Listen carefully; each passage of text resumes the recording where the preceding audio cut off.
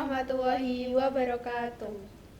Selamat sore semuanya. Jadi untuk bincang-bincang sore kali ini, saya Delia Putri Maharani bersama rekan saya Najwa Meiza, bersama narasumber tercinta kami yaitu Bapak David Prasetyan, selaku guru BK SMA Negeri 1 Kudus. Oke, jadi kali ini saya ingin bertanya Pak, untuk di SMA ini kan lagi banyak informasi tentang pemaketan ya Pak, apalagi untuk hari Minggu kemarin ada sosialisasi dari orang tua di aula. Itu kira-kira tuh informasi apa yang setelah didapatkan oleh orang tua? Pemaketan masalah pemilihan mata pelajaran maksudnya? Ya. Baik, minggu kemarin memang untuk orang tua siswa kelas 10 itu dihadirkan semua ke sekolah dalam rangka sosialisasi awal tentang pemilihan mapel.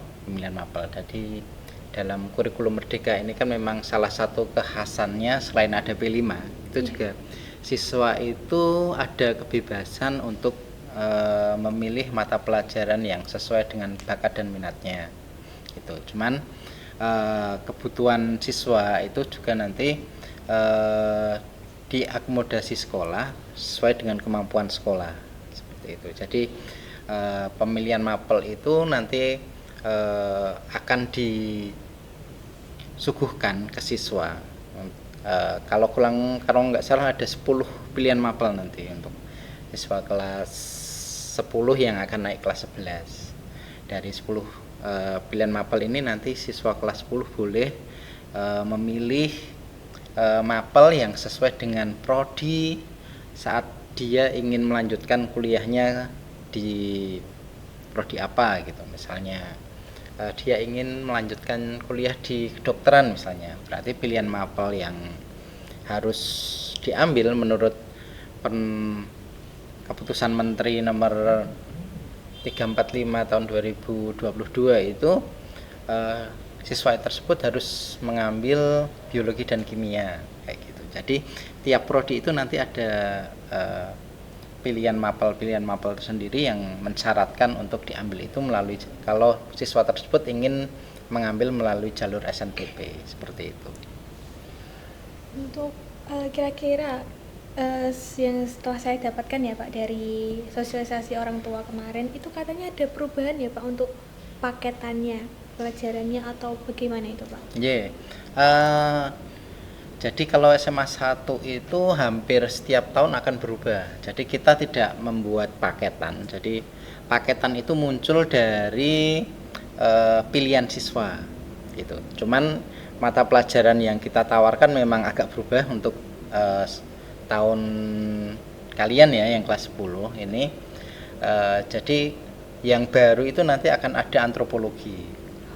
Gitu. Jadi ada antropologi, tapi nanti kita untuk bahasa Prancis kayaknya tidak ada seperti itu. Jadi sesuai dengan kemampuan sekolah dalam memberikan pelayanan, maka untuk tahun ini kayaknya ada perubahan itu. Kalau paket sendiri nanti munculnya itu sesuai dengan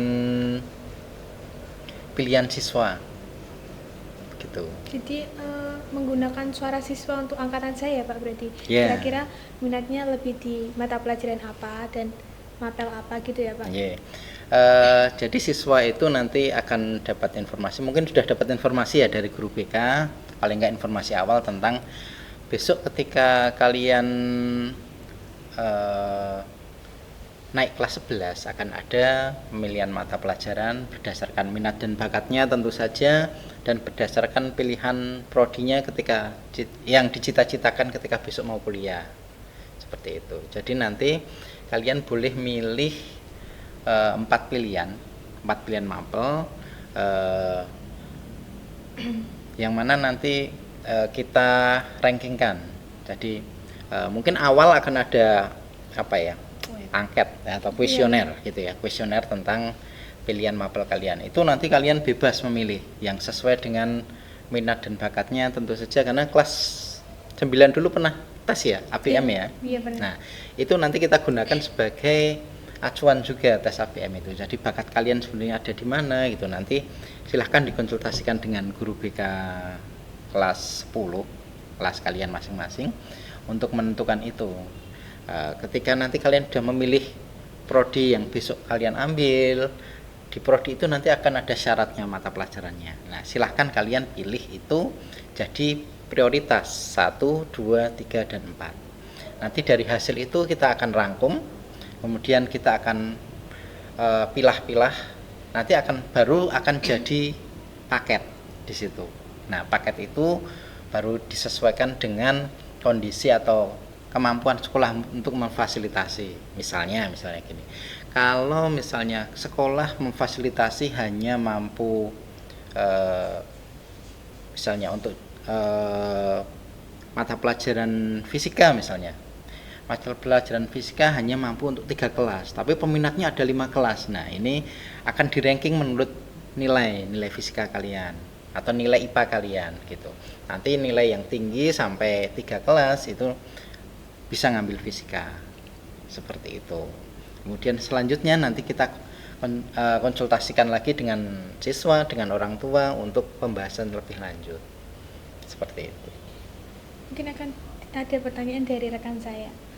Jadi untuk yang mekanisme pemilihan itu berarti diambil dari apa sih peminatan mapel siswa, lalu untuk dijadikan paket yang udah dibilang dari Fik tadi, lalu itu sistemnya bagaimana Pak? Itu diseleksi antar nilai siswanya apa gimana? Jadi nanti ketika sudah muncul paket itu, nanti kita akan masukkan ke sistem yang dimana sistem itu nanti akan membaca yang pertama prioritas pilihan, yang kedua prioritas nilai. Tentu saja prioritas pilihan dan prioritas nilai ini nanti akan sesuai dengan pilihan prodi kalian. Ketika kalian pengen kuliah di mana gitu, seperti tadi yang sudah saya contohkan, misalnya kedokteran, berarti prioritas pertama adalah apa tadi? Biologi dan kimia gitu. Kalau kalian milih teknik misalnya, teknik sipil misalnya, berarti prioritas pertamanya sesuai dengan permen tadi yaitu fisika dan matematika lanjut. Seperti itu. Nah, siswa yang punya cita-cita yang bermacam-macam ini nanti dia akan memilih prioritasnya sesuai dengan cita-citanya.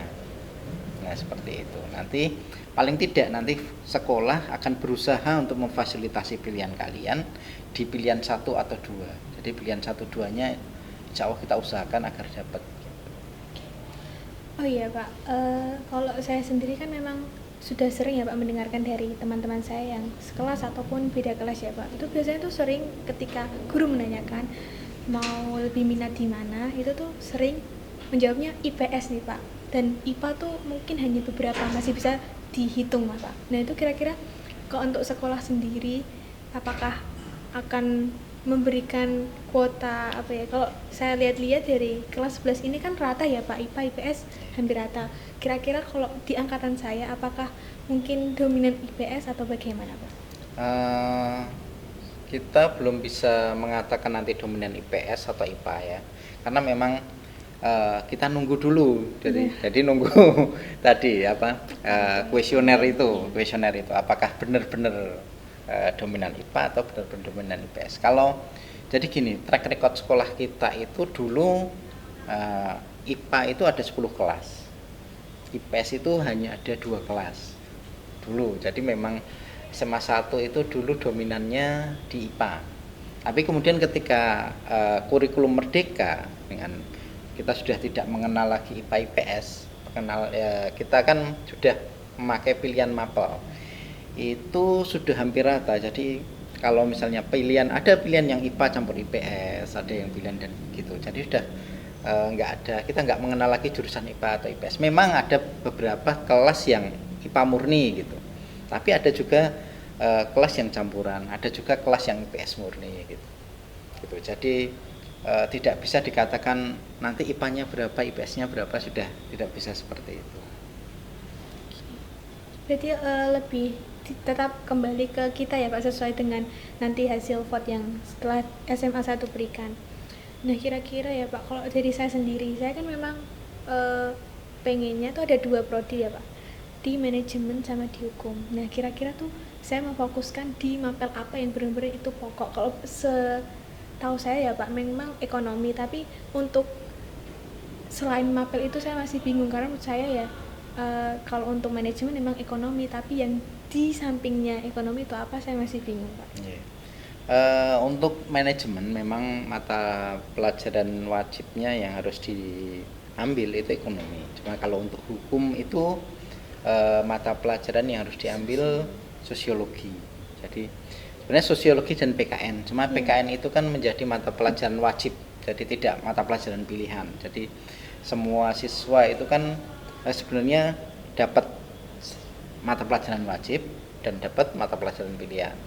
Yang wajib kayak bahasa Indonesia, matematika dasar, kemudian PKN, agama dan sebagainya. Kemudian yang lanjut ini yang pilihan. Nah, ketika mau ngambil manajemen, itu berarti silahkan mengambil ekonomi lanjut. Kemudian kalau pengen hukum juga, berarti karena sudah dapat PKN, silahkan ngambil sosiologi. Seperti itu. Cuman kadang ekonomi dan sosiologi ini memang perebutannya agak ketat nih ya di SMA 1. Jadi tahun kemarin saja yang berebut untuk masuk sosiologi dan ekonomi itu banyak sekali. Aduh, ya mungkin bisa saya persiapkan mulai dari sekarang ya. Dari Najwa, Cukup. untuk Najwa sendiri mau penjurusan apa?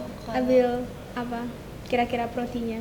Kalau di saya itu prodinya itu mau ambil sosum ya, karena saya sendiri juga tertarik di bidang kayak komputer gitu, dan ya saya pengen jadi administrasi publik insya Allah. Itu kira-kira peminatan mapelnya pilih di mana Pak untuk Najwa? Administrasi itu Ekonomi. ya ada di ekonomi. Tapi kan pilihannya baru satu, jadi silahkan nanti kalian lebih baik plan itu jangan satu kalau bisa. Jadi ada plan A, plan B, plan C gitu. Dan cari yang memang benar-benar minat di situ gitu, misalnya administrasi publik yang pertama, kemudian cari plan yang lain gitu. Jadi kita kan tidak boleh nih membatasi, saya hanya ini saja gitu, nanti terlalu ibaratnya terlalu kaku gitu. Termasuk besok kalau kalian pengen kuliah itu kan apapun bisa terjadi dalam prosesnya gitu. Jadi alangkah lebih baiknya dipersiapkan plan itu nggak hanya satu, plan A, B, C gitu. Nanti dari itu pilih pilihan mapelnya yang sesuai dengan plan kalian. Seperti itu. Saya izin nanya juga Pak. Terkadang kan kalau dilihat-lihat sesuai dengan rapot teman-teman dan juga saya, itu terkadang tuh gini Pak, nilai mapel IPA itu tuh tinggi dibanding mapel IPS, tapi secara minat kita itu lebih ke IPS. Itu kira-kira kalau semisal kita tetap menginginkan mendaftar dalam salah satu mapel IPS itu bagaimana Pak? Gini, nanti misalnya kalian pengen di misalnya mbaknya pengen di ekonomi, nanti itu prioritas atau urutannya yang diurutkan itu nilai ekonominya. Jadi kalau pengen di ekonomi ya berarti kita tidak melihat mapel IPA-nya gitu. Jadi kita tidak melihat rata-rata rapotnya untuk pemilihan mapel ya, beda dengan nanti untuk penentuan eligible SMA gitu. Jadi kalau eligible memang nanti rata-rata keseluruhan, jadi semester 1 sampai 5. Tapi kalau untuk pemilihan mapelnya itu nanti rankingnya itu berdasarkan ranking nilai semester 1, karena semester 2 kemungkinan belum. Jadi nanti dari ranking semester 1 saja. Jadi nilai semester 1 itu nanti akan diurutkan, misalnya ekonomi berarti nilai IPS seperti itu. Karena kelas 10 kan belum ada ekonomi, belum ada sosiologi ya, masih jadi satu di rapot. Di rapotnya munculnya kan IPA dan IPS. Jadi fase E itu belum ada ekonomi, sosiologi, geografi dan sebagainya. Jadi masih adanya IPA dan IPS seperti SMP. Gitu. Jadi nanti untuk penentuannya yaitu, jadi yang pertama pilihan prioritas 1, 2, 3, 4. Yang kedua nilainya, jadi nanti diurutkan dari nilainya. Mungkin ada sedikit pesan untuk kelas 10 Pak, kira-kira untuk di peminatan nantinya. Baik, untuk kelas 10 pesan saya rencanakan baik-baik untuk kedepannya, karena memang ini masih ada waktu. Jadi perencanaan yang matang akan berbuah lebih manis. Dan untuk SNBP terutama perencanaan yang baik, karena memang nilai itu dilihat dari semester 1 sampai semester 5 seperti itu. Kemudian jangan lupa tetap komunikasi dengan orang tua tentang pemilihannya, karena orang tua harus selalu tahu perkembangan anaknya. Yang pertama itu. Yang kedua, pendapat orang tua selaku orang yang lebih berpengalaman itu harus kalian dengarkan. Selain itu juga silahkan konsultasi dengan guru-guru BK kalian tentang bagaimana pemilihan mapelnya, bagaimana perencanaannya, dan konsultasikan dengan wali kelasnya tentang bagaimana perencanaan studi kalian di masa depan. Seperti itu. Kemudian tetap rajin belajar, usahakan tambah nilai yang sudah kalian dapatkan dengan prestasi-prestasi yang lain seperti lomba-lomba dan sebagainya untuk mempermudah kalian lolos ke seleksi perguruan tinggi selanjutnya. Begitu. Jadi cukup sekian bincang-bincang sore kali ini bersama Pak David. Terima kasih banyak ya Pak untuk ilmunya yang sudah Bapak berikan kepada kami. Semoga nantinya pastinya kami akan mempersiapkan apa yang sudah dipesankan kepada kami.